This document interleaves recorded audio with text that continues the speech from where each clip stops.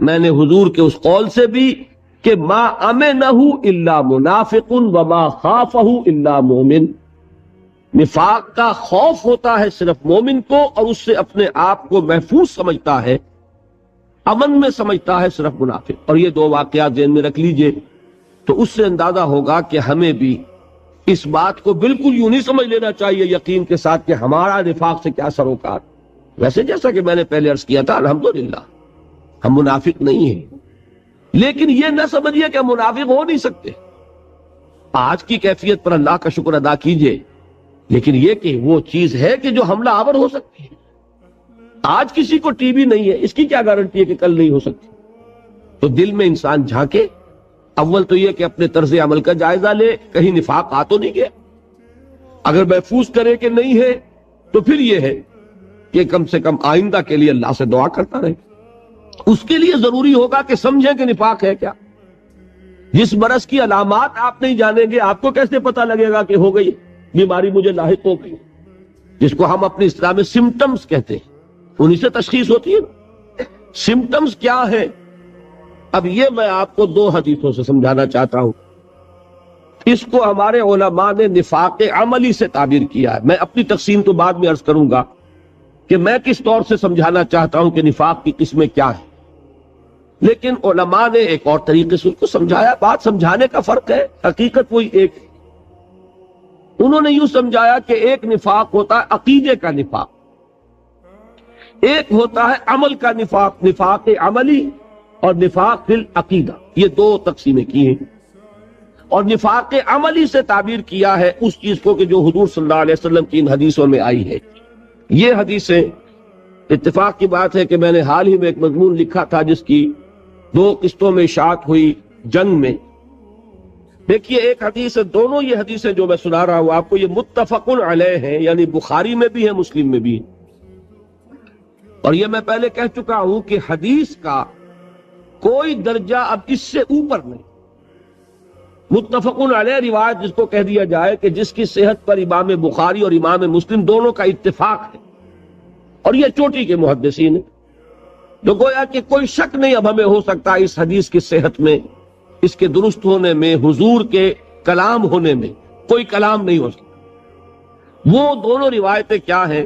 عن ابی ہریرہ، حضرت ابو ہریرہ رضی اللہ تعالیٰ عنہ سے روایت ہے، قال قال رسول اللہ صلی اللہ علیہ وسلم، کہ اللہ کے رسول صلی اللہ علیہ وسلم نے ارشاد فرمایا۔ اب یہاں سے حضور کا جو اپنا قول ہے شروع ہو رہا ہے، کیا ہے؟ آیت المنافق ثلاث، منافق کی تین نشانیاں ہیں۔ کیا ہیں؟ اذا حدث کذب، جب بولے جھوٹ بولے، وَإِذَا وَعَدَ أَخْلَفَ، جب وعدہ کرے خلاف ورزی کرے، وَإِذَا اؤْتُمِنَ خَانَ، اور جب اس کے پاس امانت رکھوائی جائے خیانت کرے۔ یہ الفاظ تو ہیں بخاری اور مسلم دونوں کے۔ آیت المنافق ثلاث، منافق کی نشانیاں تین ہیں، جب بولے جھوٹ بولے، وعدہ کرے خلاف ورزی کرے، امانت رکھوائی جائے خیانت کرے۔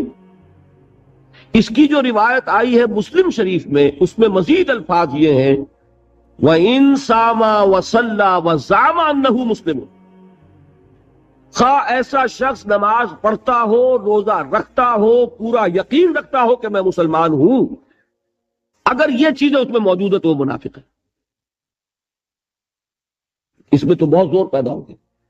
وَإِن صَامَ، خواہ وہ نماز روزہ رکھتا ہو، وَصَلَّى، اور نماز پڑھتا ہو، وَزَعَمَ أَنَّهُ مُسْلِمٌ، اور اسے زعم ہو کہ وہ مسلمان ہے، لیکن یہ کہ اگر یہ تین صفات اس میں ہے وہ منافق۔ دوسری حدیث سنیے، یہ بھی متفق علیہ، اس کے راوی ہیں حضرت عمر کے صاحبزادے عبداللہ رضی اللہ تعالی عنہما، وعن عبداللہ ابن عمرو، نہیں یہ حضرت عمرو ابن العاص کے صاحبزادے ہیں۔ ایک حضرت عمر ہیں خلیفہ ثانی جن کا واقعہ میں نے آپ کو سنایا، وہ عمر ہے۔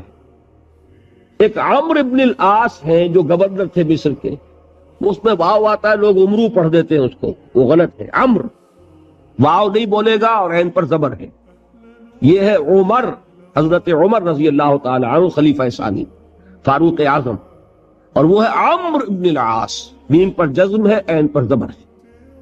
تو حضرت عمرو ابن العاص کے بیٹے کے نام بھی عبداللہ ہے، ان کی روایت ہے قال قال رسول اللہ صلی اللہ علیہ وسلم، وہ فرماتے ہیں کہ نبی اکرم صلی اللہ علیہ وسلم نے ارشاد فرمایا اربعن، چار خصلتیں ایسی ہیں من کن فیہ کان منافقا خالصا، کہ جس میں وہ چاروں ہوں گی وہ تو کٹر منافق ہوگا، خالص منافق۔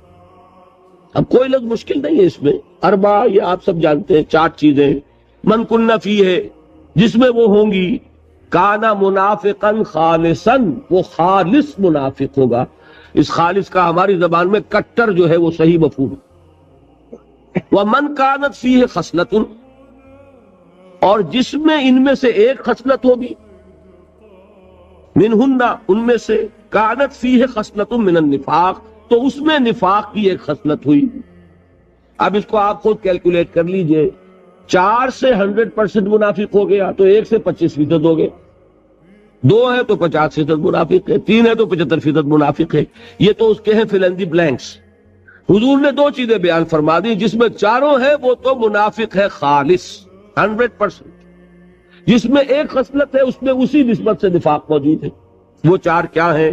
3 تو وہی ہیں جو اس حدیث میں آئی، ایک مزید فرمایا اذا اؤتمنا خانہ، جو وہاں آخری تھی وہ یہاں شروع میں ہے، جب اس کے پاس امانت رکھوائی جائے تو وہ خیانت کرے، وَإِذَا حَدَّثَ كَذَبَ جب وہ بولے جھوٹ بولے، وَإِذَا عَاهَدَ غَدَرَ جب کوئی معاہدہ کرے تو بے وفائی کرے، معاہدے کی خلاف ورزی کرے، اور چوتھا بس سنیے وَإِذَا خَاصَمَ فَجَرَ جب کہیں جھگڑ پڑے کسی سے تو آپے سے باہر ہو جائے، کنٹرول نہ رہے اسے اپنے اوپر، اس کو زبان پر کنٹرول نہ رہے کہ جو منہ میں آئے پکڑے، جو زبان پر آ جائے کہہ دے، اور جذبات پر قابو نہ رکھ سکے۔ آخر اختلاف تو ہو ہی جاتا ہے، لیکن یہ کہ اختلاف میں بھی انسان وہ ہے کہ جو اپنے آپ کو قابو میں رکھے۔ تو یہاں چوتھی صفت یہ بیان کی اذا خاصم فجر، فجر کے معنی پھٹنا، یہ فجر جو ہے پاؤ پھٹنے کو فجر کہتے ہیں۔ رات کی تاریکی کا پردہ چاک ہوتا ہے اور وہ دھاری نمودار ہوتی ہے فجر ہے، والفجر ولیال عشر، تو پھٹنا اس میں ہے۔ اسی طرح آپ نے پڑھا ہوگا قرآن میں فَانْفَجَرَتْ مِنْهُ اثْنَتَا عَشْرَةَ عَيْنًا، وہ چٹان پر جب عصا پڑا تھا حضرت موسیٰ علیہ السلام کا تو اس میں سے پھوٹ بہے 12 چشمے، تو فجر کا مفہوم پھٹ جانا، تو جیسے انسان پھٹ جاتا ہے، ایکسپلوڈ ہو جاتا ہے، یہ آپ لفظ استعمال کرتے بھی ہیں، کوئی شخص ضبط کیے ہوئے ہے آپ کی 10 باتیں تو اس کی 11ویں کے اوپر ایک دم ایکسپلوڈ ہوتا ہے۔ تو یہ بھی در حقیقت ایک خصلت ہے نفاق کی، کہ آدمی اپنے اوپر کنٹرول نہ رکھ سکے، اور یہ کہ پھر اس کو کوئی